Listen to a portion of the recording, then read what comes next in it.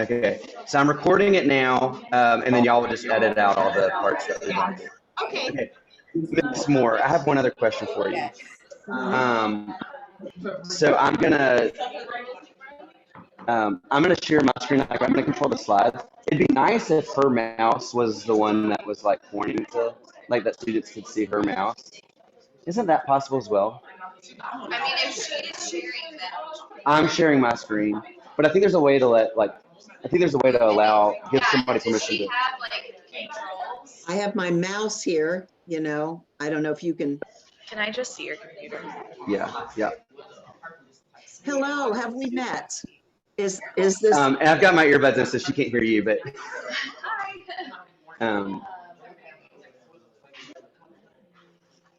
This is Ms. Moore. She co-teaches the psychology class. Ms. Moore, nice to meet you.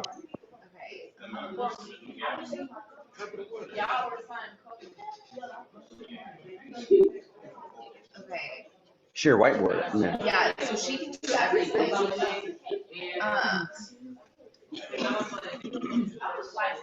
Okay. Yeah, I mean, she should be able to do everything. I don't know. I bet if you're on Zoom, you can try to play around, see how you would use your mouse. Okay. And let me get the slides up. We're pretty close. Okay. I'm sharing this desktop. Can you see it? That's nice. I'm seeing your background. Okay. But do you see me? Like, I'm seeing somebody in a nice canoe on a lake. I guess here, let me share. That's her in Michigan. Lovely. That's my husband. Okay, here. Can you see my screen now? I can see your screen and I can see your mouse. Okay, so if she's here, she's fine. Okay. Give me just a second. All right.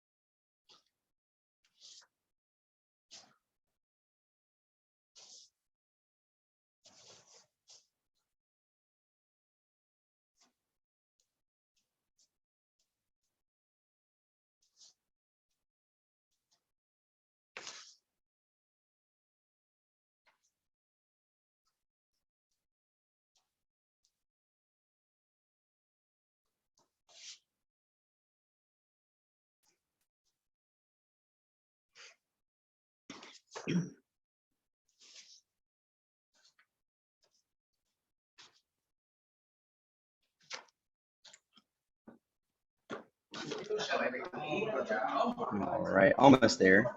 So I'm going to share my screen.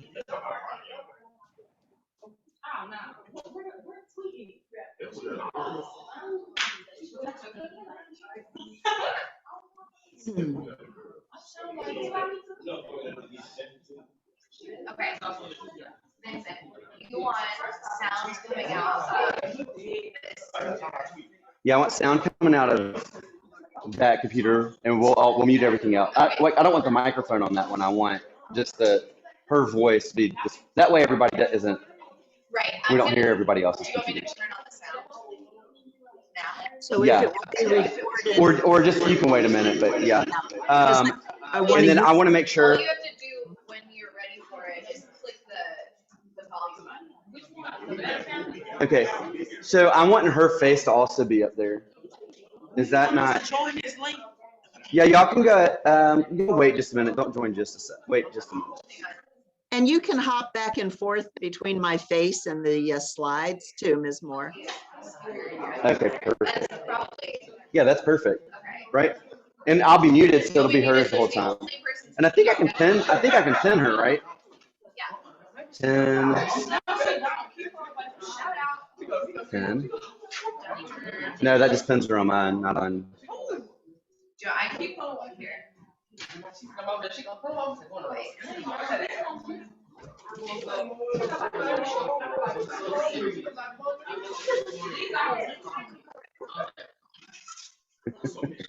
It's funny. I did this for an entire year, and so I felt like an expert in it. And then I guess not having done it for a year. Of course.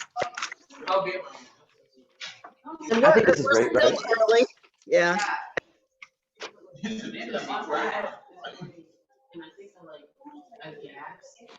Okay. Before I start telling students to log in, do you have any questions for me? And No. only I can hear you. I've got my earbuds Yeah, in.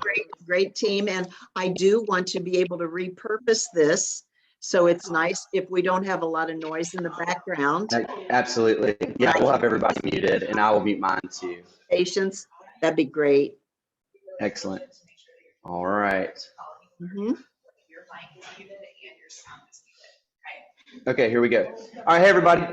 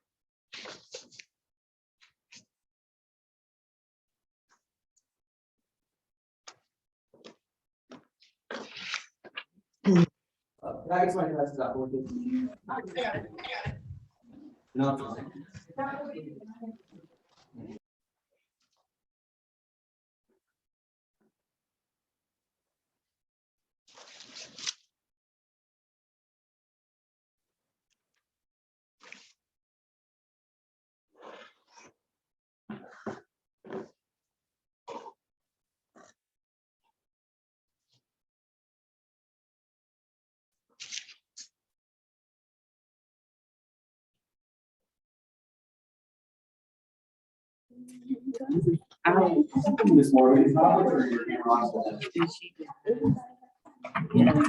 still put computers on.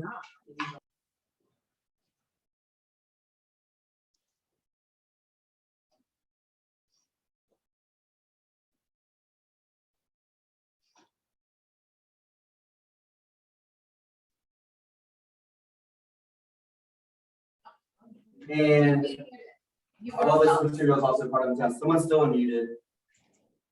I can hear you. I can hear you, Andrew.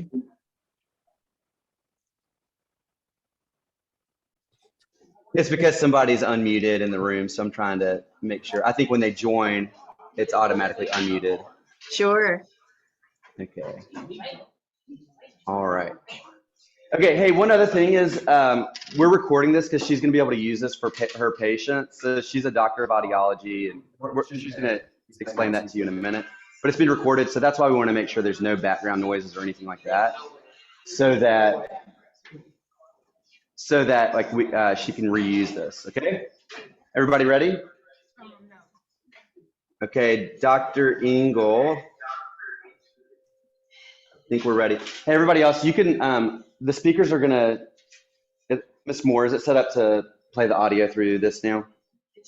Okay. So if that's the case, then everybody else, like you can turn off your sounds. We're only hearing it from one source. All right, Dr. Engel, I'm gonna mute myself and turn it over to you.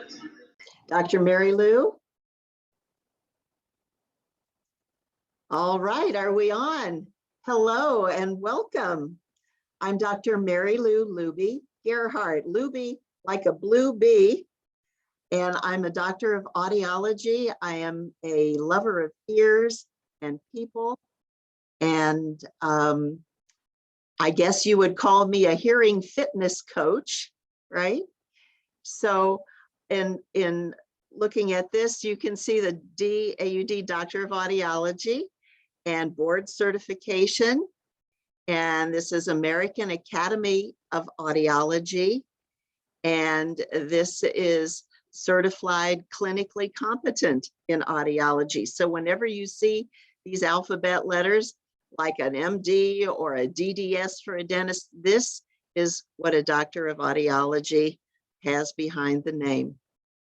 I have a doctorate from the University of Florida. So I'm a Gator, right, in Gainesville, and also a master's in communication and hearing and speech science from the Ohio State University. So not only a Gator, but a Buckeye. And I also received my bachelor's in business administration and marketing from Ohio State. I'm president of Luby Hearing Services, and would you believe it? It will be 50 years. It's hard to say, but you know what? When you do what you love, you just stay young and frisky, and you just keep getting smarter and sharing love, just like we're sharing that with you today. My father was a pioneer in electronics after World War II. One of the good things about World War II is we had electronics, transistors, all the things that came out of that. Anyway, when I was about age 3, my father took me to his office in Columbus, Ohio, Central Ohio. And I was sitting on his shoulders and I was playing horsey, galloping along in his office. His patients remembered when I was born, so they didn't mind at all. And we galloped into one of his exam rooms. And this is the first time in my life I had ever seen a grown man crying, sobbing uncontrollably. I said, "Daddy, why is that big man crying?" He said he couldn't hear. He was a soldier. He lost his hearing from noise exposure in the war. But now with the hearing aids I fitted him, he can hear again. And the crying and the look on his face was joy. And that's how I learned about joy. My father said, this is what you'll do too for your life, bring comfort and joy to people. So that's a little bit of my background, starting when I was a little girl. Next slide. So, you know, sounds are all around. I love this picture with the piano. I play the piano. We'll talk about that a little bit. It helps people understand how the ear works. And all the din, the sounds of traffic, you know, when it's quiet enough, you could probably even hear the dog's toenails on a linoleum floor, lapping up water in the kitchen, right? So the world is filled with sounds, and the brain is where we hear. You know, if you ask somebody, well, you hear in your ears? No, we hear in the brain. So I'm going to take you on an amazing tour of how sounds get up to the brain and how our perception and our attitude and our emotions and all of this is based on how well we hear, because hearing affects so many things. Next slide. There was an amazing woman who was born in 1880 and died in 1968. Her name was Helen Keller. And Helen is an American author and a disability rights activist. She was born in Alabama, but you know, she lost her sight, she lost her vision, she became blind, and she lost her hearing. She became deaf at about age 19 months, just a little baby. She had a high fever and an illness. But this quote is so important. She said that blindness separates people from things, but deafness separates people from other people. And this is what hearing is all about. Next slide. So here is a great kind of a survey, if you will, of how hearing affects your daily life. It's not just hearing people, but how your brain, you know, starting here with the cognitive decline, when you lose your ability to remember things, when you go to a room and you wonder, why am I in the room? You can't think, can't put things together. When you have a hearing loss, depending on the degree of hearing loss, you have probably 3, 4, 5 times the risk of getting dementia and really having difficulties. You know, you talk about safety and balance. When we think of the inner ear, part of it is hearing, but the other part, your vestibular part, keeps you balanced so you don't fall. People with hearing loss are more prone to falls. And the statistics are high that once you have a fall and you're in the hospital, probably don't come out. Hypertension, people have blood pressure problems. You know, sometimes when you don't hear well, you have a lot of frustration. That can raise your blood pressure, right? Some people are heavy, obesity. Some people eat because when they don't hear, they get frustrated. They eat more, put on more weight. And this also increases problems. You think about osteoporosis. Osteo is bone, right? And the softening of bone. And in the middle ear, you have 3 little bones, so they can be affected. And when they don't vibrate, send sounds, just like your other bones, you can have a hearing loss. Isolation is such a big thing. You know, since COVID, a lot of people have been alone. And when you don't hear, people leave you alone because it's a hassle and difficult to communicate. And so you feel a lot more isolation with a hearing loss. Depression in the top right over here. You know, a lot of times people have medications for depression or anxiety. But you know what? It could really be that they have an undiagnosed, unfound, and untreated hearing loss. We talk about eye health. Vision helps you identify speech. If you can't hear it, sometimes you can read lips, right? We call it speech reading now. That includes reading your eyebrows and your eyes and your facial expression. So, you know, when we are wearing a lot of masks, kids were missing out on these expressions. People come in for hearing aids because they can't lip read. This is one reason why they felt that now they have a hearing loss. It's not people mumbling, but they just had been relying on reading lips. Heart health. The inner ear has to be highly vascularized. That means the blood flow has to go in. And so the heart has to pump. If the heart circulation is off, then your hearing will suffer as well. 70% of people who smoke have a higher risk of developing hearing loss because the circulation is reduced. Probably when we talk about diabetics, people with sugar problems, twice as common in people with diabetes. I go to some diabetic support groups and I'll have a little screener. I'll let them hear a little sound. And most of them have a hearing loss for these high frequencies. And then down here, oto is ear. That's a Latin word for ear. Oto, toxicity, toxic, kills the ears. There are a lot of medications, common medications that cause hearing loss or problems with the balance and vestibular. People who are on chemotherapy, for example, for cancer treatment, have this, and we monitor them. So maybe after they've had their chemo and now they're starting to build back their function, we'll test their hearing and tell the doctor, you know, you need to change a little bit because they're losing their hearing. Sometimes that makes a difference. Sometimes you can't help it. Next slide. So let's go on a tour and talk about this amazing ear. So when you think of the ear, we've got basically 3 ears. If I said, how many ears do we have? The answer is 6, not just 2. There are 3 ears on each side. So the pinna brings it inna. This is the pinna, the part that you put your earring on, your earlobe. That's the part that picks up the sound, P-I-N-N-A. And the sound waves, which are just really air molecules bumping into each other, just disturbances in the air, sound waves. So they go in the ear canal where they're collected and they touch the eardrum and set the eardrum into vibration. Now you've got to realize if you've got something in your ear canal like earwax, or gee, I've removed bugs from people's ears, then you know the sounds are not going to be sent in to the eardrum. Attached to the eardrum on the other side of the eardrum is the middle ear. It's the second ear, so to speak.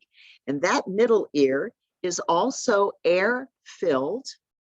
And you know, if you've ever gone up and down a hill, you pop your ears, you swallow, and you equalize the pressure in your ear. There's a little tube, the eustachian tube, and that is in the back of your nose and nasopharynx in your throat.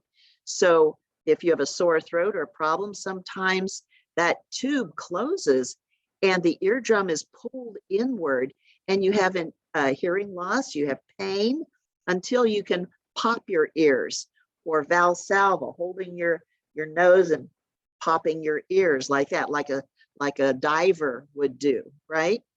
So anyway, inside that middle ear are these three little bones. These are the tiniest bones in your body. And these bones are suspended like a trapeze artist in a circus. And they move and vibrate. And what they do is actually amplify the sound so that the vibrations add about 17 decibels of loudness, if you will, because then at the third little bone, the stapes, hammer, anvil, stirrup, middle ear bones, little stapes sets in an oval window. On the other side of the window is the inner ear, which is not air filled. It's filled with fluid. And the different type of chemical fluid in their sodium and potassium create a lot of fighting, a positive and a negative charge. So that is like a battery. So this is where the electricity that you hear about, how the ear changes sound waves ultimately into electricity, the language of the brain. So everything chemically in your body has to be right to create the chemistry in the battery we'll call the cochlea. And that cochlea reminds me of a snail shape. See how it coils around? Think of this. If I took my piano keyboard and I unrolled it or rolled it up, that would be like my cochlea. It is tuned like my piano. And do you know how you have high tones on a piano, like you play with your right hand, middle tones like middle C, and low tones like a bass? This is exactly how when sounds come in, they vibrate tiny little nerve endings, little hair cells, like piano keys, if you will. And those little hair cells are tuned. You hear high frequencies are right there first at the oval window where the little stapes, the stirrup bone, that looks like a kind of a stirrup on a saddle, you know, getting on a horse. Anyway, that little stapes makes the fluid, all of its power now, how it's amplifying, changing sound waves from air into electricity. And the high tones are first. And then as you're coming around the cochlea, you have middle tones, and then the low tones are deep in the center, like a jelly roll, the deepest part. That's why people seem to lose their high frequency hearing first due to noise. Now, women's voices and children's voices are what? High frequency. So if those are first things to go, people have difficulty communicating. Sometimes men can't hear the women's voices. Also, when you're in a lot of noise, like a restaurant, the high frequencies don't have much power. They don't carry very far. So when background noise comes in, then you don't hear those highs. And if you have a little bit of a hearing loss in the lows, then you look at people at your table and you wonder, what are they saying? What's the waitress saying? Now, all of this cochlea, and you look down here and you can see, this is what we call a closed system. Closed system, meaning when you push, that little stapes bone pushes the vibration, the sounds, it comes out into the middle ear again at the bottom through a round window. So there's no energy lost. That's the efficient thing. That's the idea. So when sounds go in, they're in there. There's no loss of any energy. Because when you think about it, if you're going to have sound waves hitting fluid, you got to have something powerful. Now, another thing about the structure, when you look back in the outer ear, the pinna, do you see how tall the pinna is? And then you see it kind of slopes down. It focuses like a laser beam. It focuses down to the eardrum, which is not as tall. And then the eardrum focuses to that stapes, that little third little bone. And that's very short. So the whole thing is like a tube, like a megaphone. So it changes sound waves and it amplifies. So when we're in this cochlea, these little nerve endings, like my piano keys, are attached to other things. And these nerves report up the auditory nerve to the brain. And the brain is king. The brain is where we hear. The brain, the language of the brain is electricity, right? And so there are different areas of the brain. I kind of think of the geography of the brain. So if you think about the United States and you think of states that are contiguous, they touch each other, some are above, you know, and all, like, then, for example, the 7 zones of the brain, like states, each has a responsibility. In the front, the brain, right behind your forehead, is the frontal lobe. We'll call the lobe a state, okay? The frontal lobe is behind the forehead, and that's where you think and plan. That's the executive. That's like the president. Imagine you think about the future. Your frontal lobes are for short-term storage. So it allows you to have an idea, but also you can have multiple other ideas. It's kind of like a little filing cabinet, right? That's the frontal lobe. Then right behind the frontal lobe, like the state next to you, would be the motor cortex. Now, cortex just means like bark, B-A-R-K, like bark on a tree. The brain is encased in bone for protection, but also it kind of has like a melon rind, like a bark around it, and that's what we call a cortex. Okay, and the motor cortex, as it says, motor, this is where intentional movement occurs, like when you want to kick a ball or raise your arm. This is the first thing, right behind the frontal lobe. You've got the motor cortex, motion, voluntary, intentional movement. To the rear of that, you have the somasensory. Soma means body, and sensory, sensing. This is where it is receiving information about your taste and temperature and touch, kind of the T's there, right? And movement from the rest of the body. So when we go then behind the somatosensory, we have the parietal, P-A-R-I-E-T-A-L, parietal lobe. And the parietal lobe has taste and codes and aroma, right? And this is where arithmetic is also done. So reading and math can occur there. Then going down to the back of the brain is the occipital, O-C-C-I-P-I-T-A-L, occipital lobes, and they're for vision. And so when you're looking at the words or the pictures on this page, the area of your brain that's working to do this is the very back.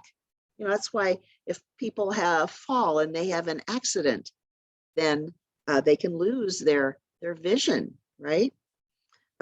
So then the very bottom down here, this kind of looks like a tangled mass, wrinkled skin down here, tissue. That's the cerebellum. And that also is involved with movement. It coordinates movement, like when you want to play the piano or hit a tennis ball. That's the cerebellum. Now, right here in the center of the brain is my area. This is the temporal lobe, temporal. And the top area of the temporal lobe is the area for the ears. This is giving you information from the ears. And underneath that is where you have memories.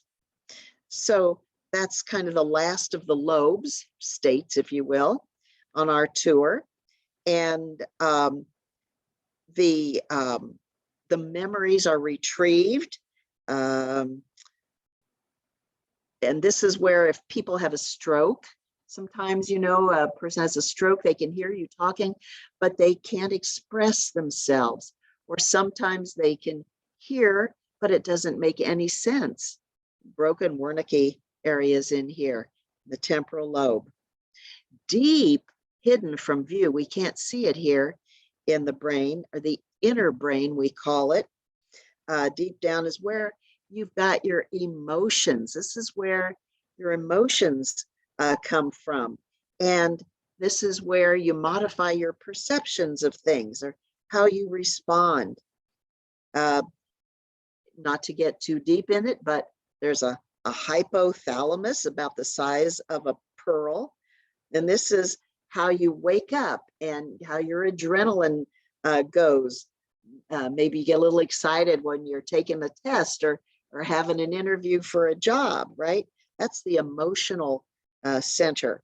Makes you feel exhilarated or angry or unhappy, right? And the thalamus, like a hypothalamus, thalamus, takes information from your spinal cord and brain stem. And again, more memory is stored there, and movement. So that gives you a little bit of geography about the brain. The center of the brain is where we hear. Next slide. So a lot of times looking in the ear canals that I do here, looking through the pinna down there in the ear canal, I can show people what I see. I put a camera in their ears. It's a video otoscope. Oto is ear, scope is to look. So my video otoscope will show, and these are different pictures, patients that I've seen. For example, let's look at a normal eardrum. So in number 7, here's 1, 2, 3, 4, 5, 6, 7, right here. That's normal. And you can see the eardrum and you see the little white cone of light. That's my light looking and reflecting. And this little area up here is the malleus. Remember that malleus, that hammer bone? We can see that up there. And it's nice to know when you're looking at an eardrum, if you think of a clock, and if that little malleus is to the right of the clock, like 1 o'clock, that's the right ear that you're looking at. If it's to the left of the middle of a clock, like high noon, left, like 11 o'clock, that's the left ear. So whenever you look into an eardrum, you can see, are you looking right or left? Next to that is a picture of someone who was water skiing and their ear, you know, hit the water hard, and they created a perforation, a hole in the drum. And sometimes we can patch that. Otherwise, you have a hearing loss. Now, the eardrum itself vibrates in different areas. And so when we're looking here at number 8, this perforation, next down on number 9, you can see a little hole here. That's where we incised the eardrum and removed fluid that was stopping the ear bones from vibrating. And you see next here's a little tube. When people, you know, have a tube put in the ear, that's what it looks like. So air gets in there and heals. Next is you see air bubbles behind the drum. So you see a lot of fluid in there. So that's an idea of what the ear canal and what the eardrum looks like from our outside view in. All right, next slide. Now we're looking at an electron microscope. This amplifies, magnifies greatly. So this is inner ear hair cell, and it looks, kind of reminds me of a radio. The tall little hair cells are for volume, just like the knob on your radio, make it louder. The shorter little cells are for frequency, like are you finding that radio station? What pitch do you need? So when you found the radio station, then you get it tuned in, right? Tuning, and then you make it loud and soft. So this is what we're seeing here. And they're arranged very neatly. Do you see that? All standing at attention, so to speak. All right, next slide. Now, let's go over here into the other part of the inner ear. You see these loops, these semicircles, almost circular, semicircular canals. This codes for all of your head movement. So when you are standing and moving your head, reminds me of a carpenter's level, you know, a little bubble. And as you move it, this tells the brain if you are going left and right. There is also here a utricle. You see the utricle is upper. It's a little area here, utricle, and the saccule. These tell the brain if you are going up and down, like in an elevator. So the entire inner ear, you know, you've got your cochlea at the bottom for hearing. It's a branch of the auditory nerve. Then you've got the vestibular, the balance for how are you doing? Going up and down, or are you looking around? And of course, if your body, your feet, your knees, your ankles tell your brain, I'm standing still, but the inner ear is telling your brain, I'm moving my head all around, the room is spinning, then the brain gets confused and says, well, which is it? And you get dizzy, right? Okay, next slide. So we talk about how we hear. We've got these two pinna on the sides. Your right ear would bring in the sounds quicker and louder. You see a little bell here, and as sound comes along, and as you get 3 feet away from the speaker or the source of the sound, the decibel levels get softer and softer. So you can see here, the sounds go around your head. We call this the head shadow effect. Sometimes when people have a hearing loss in one ear, they can't hear people on that side. It takes a little while, or they turn their head to face what they need to hear and understand. Next slide. So that's intensity and loudness.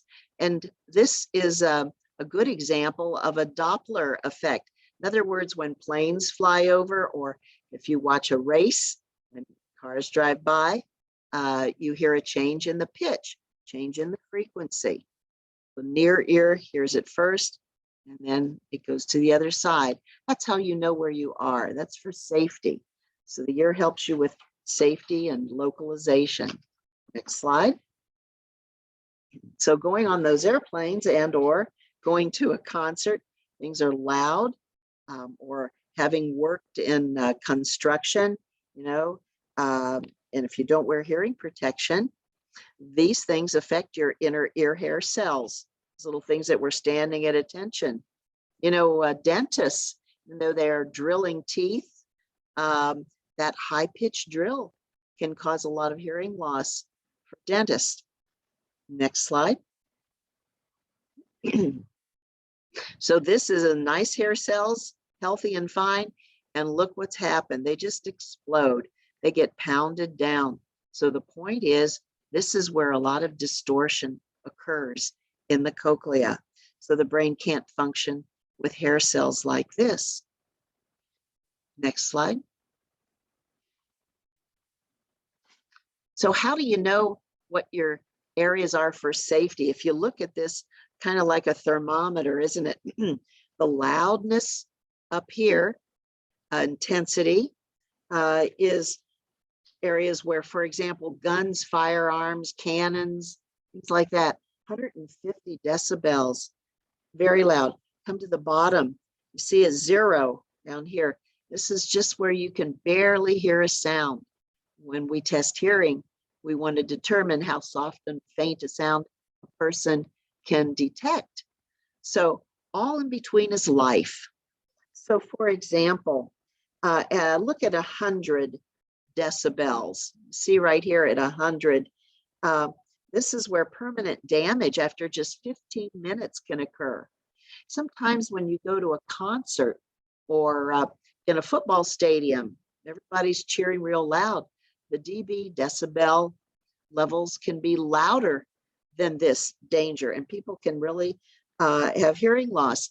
I've met, for example, somebody in security who was standing in front of a speaker protecting the celebrity, and something loud went off, you know, the feedback, that whistle that you get, and it gave him a complete hearing loss. Just took a second because it was so loud. Now, when you think of a decibel, deci is a tenth, like a decade, it's 10 years, a decibel. And if you remembered a fellow by the name of Alexander Graham Bell, this would be like a tenth of a bell, just like a measurement of sound intensity, like you have a mile or an inch. We talk about decibels in sound and hearing. When I go to factories, and we do a lot of industrial hearing tests, and we monitor workers' hearing ability through the years, we may decide to put somebody who's got, for example, brown eyes near a machine that's louder, and put the person with blue eyes at a place where it's not so loud. I think that's kind of interesting, isn't it? So brown-eyed folks can tolerate loud sounds better. Anyway, my husband and I have a motorcycle, so that's going about 95, not miles per hour, but decibels. Traffic. So when you look at this chart in your handouts, you can see how this is. Normal conversation at about 60, but there are people who talk softer than 60 decibels. Soft music, whispers, right? So when we talk about normal hearing, that 0 to 20 decibels is the area of normal. You've got to hear really well down there to hear soft sounds. All right, next slide. This is the audiogram. Think of a telegram. This is an audiogram. This is a picture of how someone hears. So you see in the yellow area, that area is normal hearing. And you see the red line goes across at 20 dB. That's the limit of normal hearing. And everything in the yellow is okay. So 0, if you had everything at the top, you see these frequencies, just like my piano. You've got the lows on the left side, 250 hertz, Hz frequencies, that's cycles per second. That would be like a middle C. And an octave above that, and you spread your hand, you play an octave on the piano. That would be a doubling of the sound. So 500 hertz or cycles per second. And then higher frequencies, K is 1,000 cycles per second.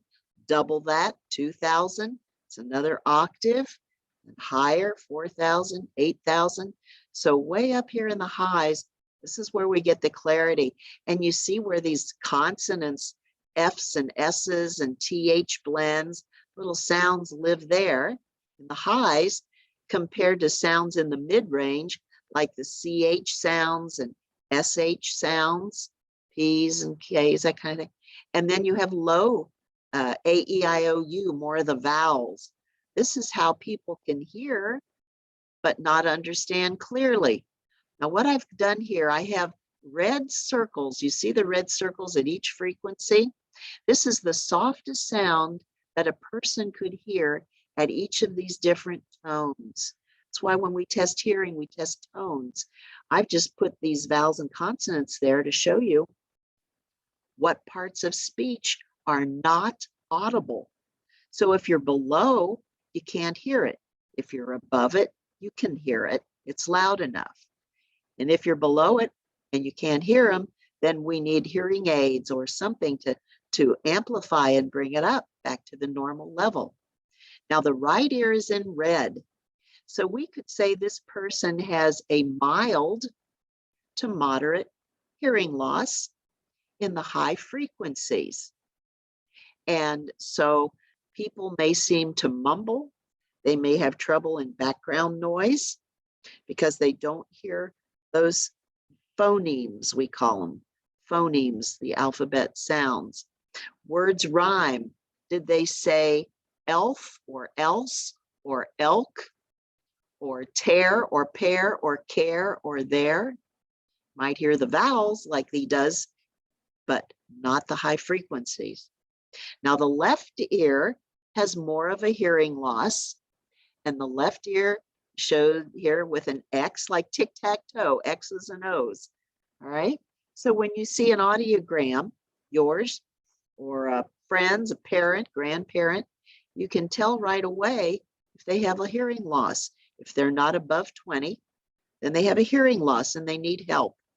And you see the left ear goes down like a ski slope, doesn't it? Missing things a lot more, and then down to profound. All right. So this person may hear, but they just don't understand. And at the end of the day, they're exhausted because they're trying to lip read and piece together what is being said. Okay. You know, sometimes people ask, how do you get ringing in the ears? And so ringing, tinnitus is distortion. And that shows that something's going on. Now, if you don't have hearing, the brain, the auditory nerve is looking for sound. And sometimes if it doesn't hear sounds around, it creates its own sounds, and that can be tinnitus. Sometimes tinnitus can come from earwax, hitting the eardrum, in the ear canal, in the outer ear. Sometimes it can be a reaction to medication or stress. Sometimes people are told that you have to live with it. But in my hearing and hearing care practice, we help people and give them relief from tinnitus with hearing aids. So if somebody says they have this constant ringing, then they need to be evaluated. But don't tell anyone to go home and live with it or turn up a radio so that they're not so aware of the problem. Get help. There's a hearing loss, fix it. Okay. Sometimes we remove earwax. You can't make a candle out of earwax. I've tried. But there's too much hair and skin and so forth, right? One time a fellow came in and he had a lot of wax in his ears, and I removed it. I show you how I do it right there with that video otoscope. He wanted it as a trophy to show his wife that he still loved her and it was a hearing loss, and that's why he was not answering her appropriately. So everybody needs a baseline audiogram, right? Just like when you get on the scale and you see how much you weigh, what do you have to do about it, right?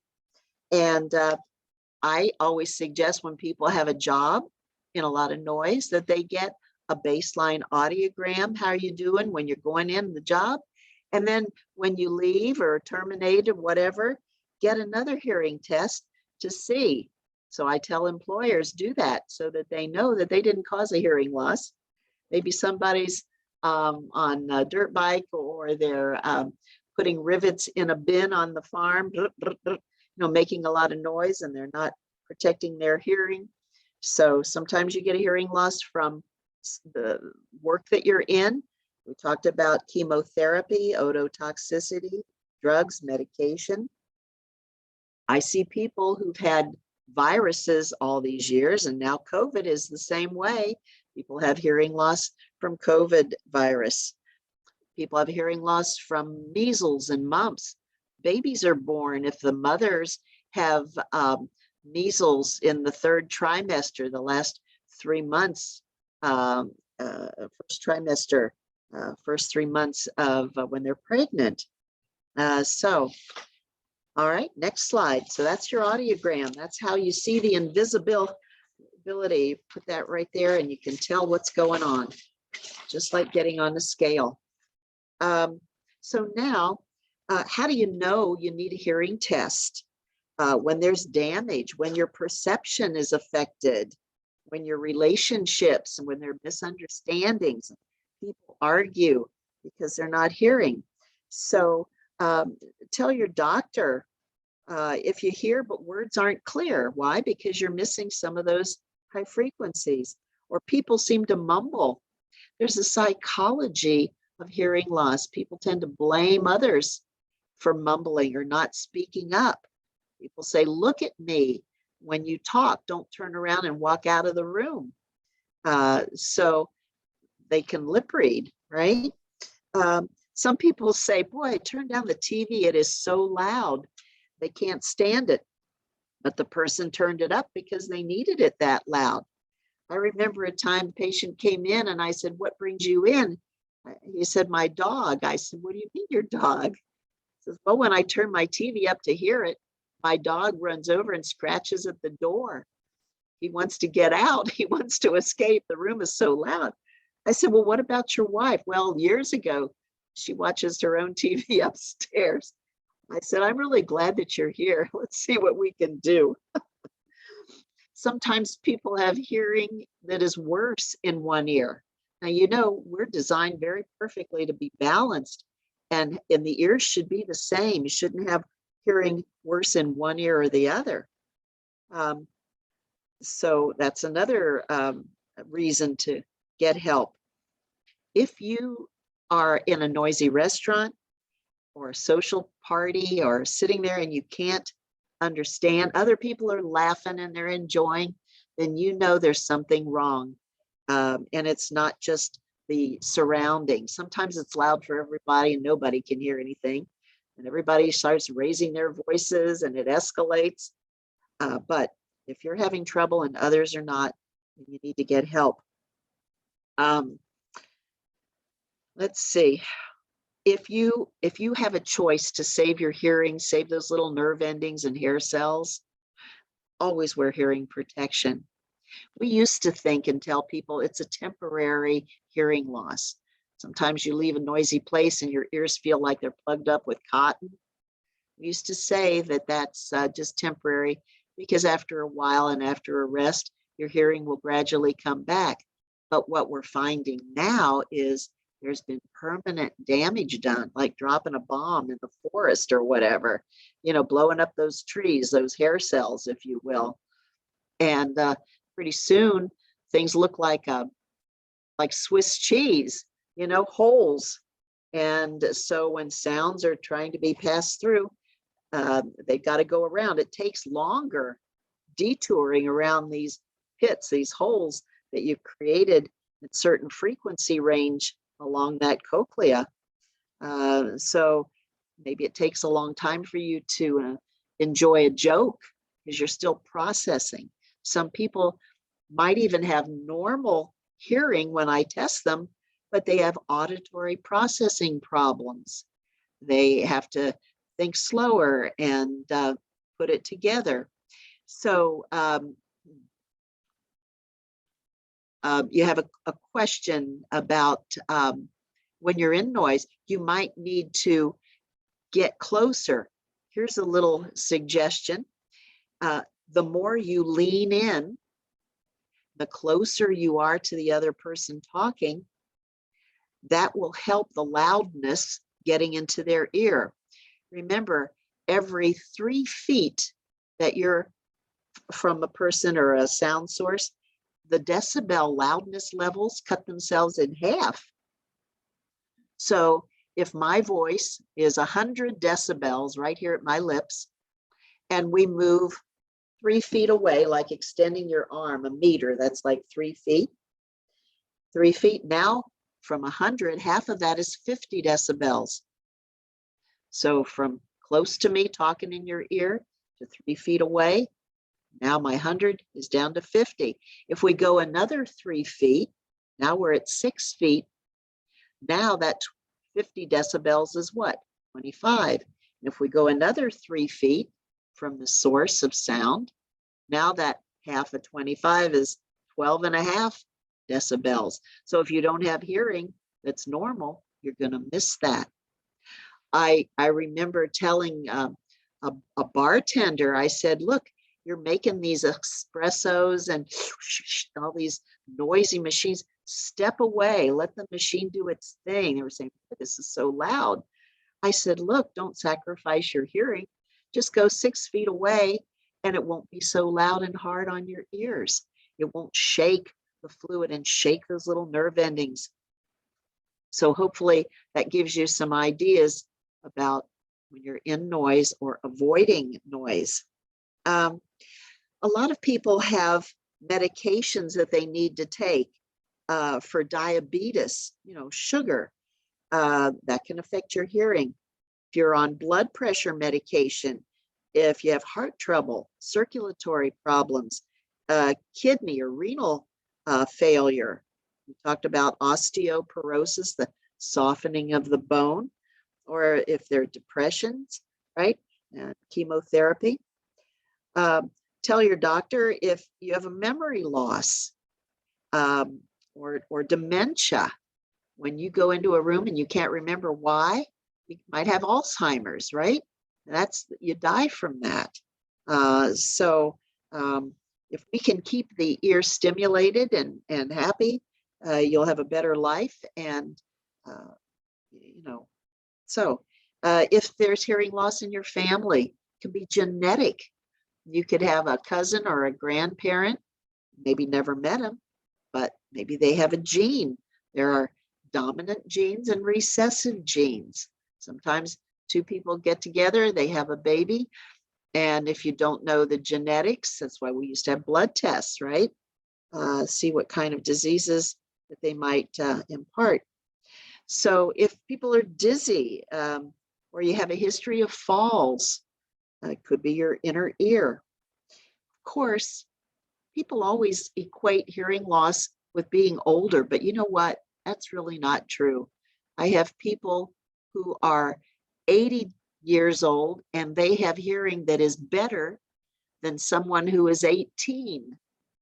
The 18-year-old had a lot of noise exposure or maybe a high fever, whatever. So age has really nothing to do with hearing loss. Kind of reminds me of diabetes. Kids have diabetes, adults have diabetes. It's very common. Hearing loss is common. It's not normal though. And of course, if you wear hearing aids, you got to maintain them and take care of them so that they work well. Next slide. Because we hear in the brain and not the ear, and the ear changes sounds into electricity, my specialty is a proper hearing aid choice. And hearing aids keep you mentally fit. They keep you in the intellectual company of mankind. You're fun to be around. You're interesting because you hear and converse, and you're interested because you can hear and connect with people. So when we talk about maintaining hearing aids, and I'll show you some little hearing aids. In fact, people have kind of a feeling about a stigma that if you have a hearing loss and you wear a hearing aid, maybe it makes you look old. No, it doesn't. It's a badge of courage. And it means that you really do want to hear what people say. So, for example, I have in my right ear I'm wearing a hearing aid in there. Now, I don't think you can really see that, but I'll take it out and show you. This is what it looks like. Can you see here how this is? Very small, matches my hair. There's a little tip that goes in the ear canal to take those sounds that the hearing aid has figured out what it needs and put it in there so that my brain gets it and it's not distorted. So this is what we call a behind the ear, and it has little control here. So when we talk about maintaining hearing aid, wiping it off to be sure that the little hole where sounds come out is clean and not plugged up, right? Some hearing aids like this are rechargeable. So you put it in a charger. It has to have a power source. Other hearing aids have a battery. So you want to be sure that the batteries are fresh and they're working just like a flashlight. And sometimes I say just change the battery once a week, and then you're sure that things are going to work fine. So you want to keep them clean and keep them powered up. Don't get them wet. However, we have hearing instruments that are weatherproof. You can be underwater, maybe, maybe 3 feet of water for 30 minutes. And the hearing instruments, the good quality ones, are nano treated, if you will, so that water and sweat, perspiration, salt, heat don't affect them. It's amazing how they work. So this is my behind the ear. And now in my other ear, I have what we call an in the canal. Let me pull that out. There it is. Do you see that? That's pretty cute, isn't it? We make an ear impression, and that goes down in there. Then they take that shape and they make a shape for the ear. I have on here an R for the right ear or an L for the left ear, and it has a little string. Pull it out on that string. Today, I see on TV ads for what they call OTC, over-the-counter hearing aids. Maybe you've seen those. I have a sample of an over-the-counter hearing aid. Can you see this compared to this? This all goes in the canal, but all of this is here. So it kind of looks like you've got earbuds on. Goes into the ear, but it's very big. One size fits all. It makes sounds louder, but not necessarily clearly, or helping localization and such. But that's what people have had. Problem with this is the Food and Drug Administration has just said to people, you don't need to have your hearing tested. You can just buy these and put them in your ears. I just can't imagine what kind of not certainly best hearing or health practices, right? They say you can help yourself with this based on your perception of your hearing. Most people are in denial. They deny they have a problem. If they have a hearing problem, it's just a little mild problem. But mild loss is not really the truth. You know, remember the audiogram? Somebody would feel they have a little hearing loss, but they cannot test the highs unless we do special testing that stresses the ear and the brain, testing in noise, see how many words they can repeat correctly or not. So you get an idea of hearing instruments. I think, and again, you know, when we have questions, we can save this to the end, but wearing hearing instruments can delay the onset of dementia by 3.4 years, according to research. So you'll live better and healthier. All right, next slide.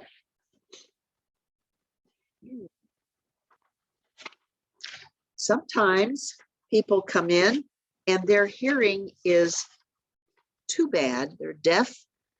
It's even worse. I can't help them with a hearing aid. So what we use is a cochlear implant. Remember the cochlea, that snail-shaped organ? about the size of like a pea, garden pea you grow, little thing, and it's got 40,000 hair cells, those little cells standing at attention, tuned highs and mids and lows. So this cochlear implant can bypass a damaged cochlea, and so it will process sound and send it down to stimulation that is, if you will, under the skin. You see this fellow has behind the ear there, so that's what the sound is collecting, right? That's what's bringing in the world. And it's process changed. There's a little cord that's attached to this receiver. Now this receiver is a magnet, and underneath his skin, taking the skin flap, and there's a disc, a round magnet, and this just snaps or just magnetically is held in place on his head. And the other side of the magnet, there's an electrode wire, a little bit thicker than a hair, and it is going into the cochlea, and it curls around and interprets sounds, if you will. This has a battery, and it's big, but that's the way it is. Next slide. So you see some of the parts there as we were talking about. Now, nice thing about cochlear implants, they allow people who are deaf to hear on the phone, hear environmental sounds. People don't have to read lips because they're really getting sound in, as long as these stimulation to the nerve going up to the brain, get sounds there. You can hear with your on your computer, television, all kinds of things. It's just been amazing. People can hear in noise with cochlear implants. Children can be implanted as young as 6 months old, little babies, 6 months to a year. They can have 1 or 2 cochlear implants. Adults usually start out with a hearing aid, a very powerful hearing aid on one ear, cochlear implant in the other ear, but you have to be very motivated to wear this, and it takes a lot of training to identify sounds again. Children who have deafness can learn to speak and process language and really benefit, which brings up the point. Sometimes we hear about deaf community. There's kind of a capital D deaf, and these people feel that there's nothing wrong, nothing to fix. They're born deaf, just like having brown hair and brown eyes. And their children may be deaf also, or their children may be normal hearing, and they have their children, be their interpreters. They go to doctor's appointment or whatever. So many times a child can help the parents. And you have a lower D, a small d deaf.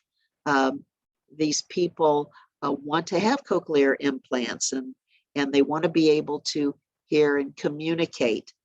Otherwise, the options are you learn sign language, call it AMSLAN, ASL, American Sign Language. And you've seen people sign. For example, here's make a fist and shake your fist. Yes, that's yes, the word yes in sign language. And if you look at this, it kind of looks like an N and an O. So if you just snap your fingers like this, that's no, N-O, right? So now you can communicate with somebody deaf using sign language. Yes, no. All right, see what happens. People always appreciate it. When you want to communicate with somebody, it makes sense. You got to look at them, let them read your lips, right? And if somebody has a hearing loss, you don't have to talk so slowly. It's more important that you kind of break up what you're saying into sections, allowing time to be able to interpret and understand, make sense of, process what you just heard, right? How would you like to go with me to the store? Instead of, how would you like to go with me to the store? You can see how that would be very difficult, somebody who has processing issues. So one last thing about the cochlear implant, next slide. It's kind of neat with the colors. Remember that audiogram? See the over in the red at the top, the lows, and then kind of gets a little more yellow, green, and then blue, and over in the highs, 8,000. These represent what we would call these electrodes, tiny little wires. They kind of act like hair cells, wrap around the nerve. And so you can see how these electrodes go in the coils, the snail shell, the coils of the cochlea. And that is how the brain gets the information. So it's more mechanical than sound waves and air waves, right? So sometimes the cost of a cochlear implant when you're deaf, beyond help of a hearing aid, could be $30,000. That is pretty expensive, isn't it? About $30,000. Good hearing aids are like computers, and maybe they'd be about $3,000. You get what you pay for, and includes a lot of services and so forth. So I've enjoyed our time together today. And when you have a cochlear implant, it doesn't hurt, you know, you're under, right, anesthetized. And it takes maybe 3 months or so for that to heal behind your ear. And then you get your implant tuned, you turn it on. And it's amazing when you have somebody with a cochlear implant or a hearing aid who's got a severe loss. You've seen children, you know, their eyes, wow, they can hear again. First time maybe they've heard their mother's voices, or birds singing, things that we take for granted. Might there be any other questions that you might have? So, okay, hopefully you've enjoyed the tour of your ear and brain, and you can see if your friends or others in your family need hearing help, go for it. Get hearing tests. Many times people offer free screenings. We do free screenings. A simple way, we look in an ear and see what kind of sounds they hear, or give them words and noise. And if they don't get many right, then I will put a hearing aid simulation on, and we might improve things from hearing half of what's going on to hearing 100% what's going on. That's probably why I've loved doing what I've been doing for almost 50 years. I can't believe it, but I'm saying it. So I hope if you're curious, we might have some future doctors of audiology. The world needs audiologists. Sometimes I counsel people and I listen to them. We figure out, I mean, sometimes, geez, always listening to their needs. Everybody has a different story. Everybody wants to hear certain things. I think of the musicians. Some very famous musicians have come to me and they say, you've enabled me to keep playing the music that's in my heart and soul, creating, because I can still hear, get my pitch. There's nothing sadder than a musician who cannot tune his guitar, for example, or a piano player. Sometimes I remember a patient who had head noise, this tinnitus. It's invisible, but it's really there. It's a pitch and a loudness, and we find where that tinnitus is on the audiogram, right? And I remember a fellow, it was too late, he committed suicide. Isn't that awful? Because the head noise was just so overwhelming. People didn't understand what he was going through, and we could have helped. I know this because we help other people with that.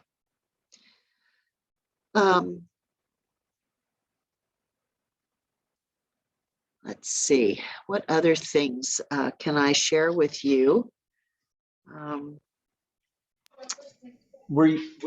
you able to see sorry. Are you able to see the questions in the chat? Just briefly, if they're up long enough.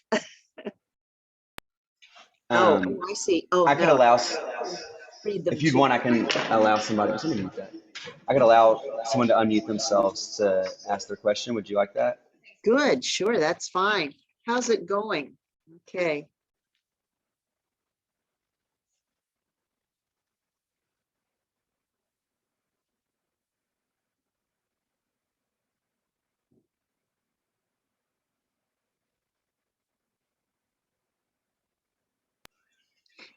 I do have a question for myself. For auditory processing issues, is that like I would probably think of it more as a mental health issue as opposed to a like auditory issue.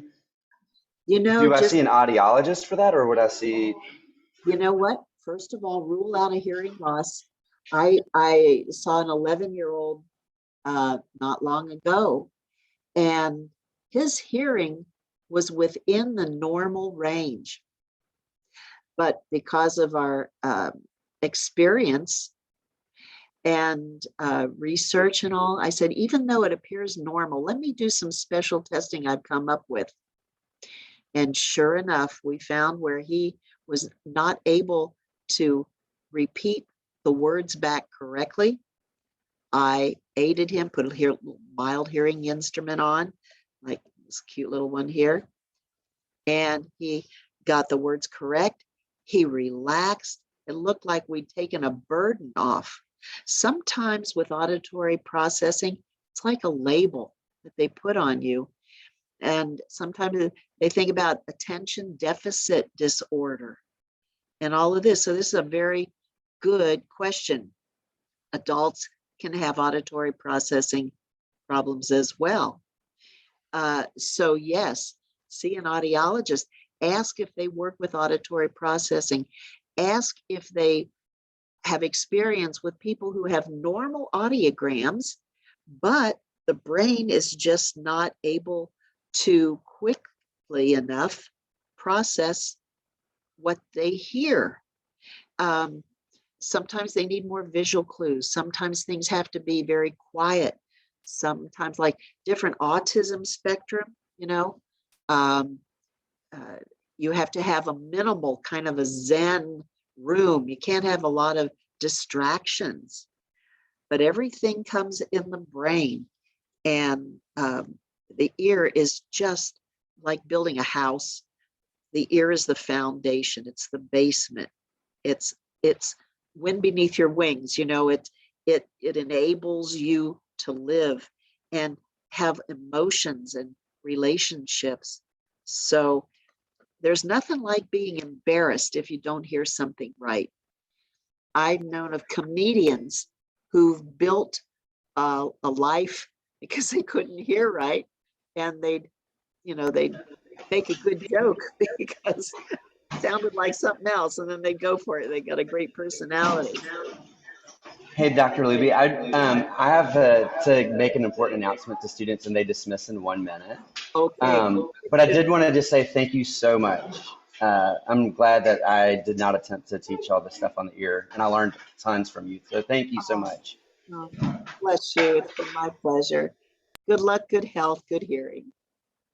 Okay, I'll send this recording to you a little bit later. Thank you. Bye-bye.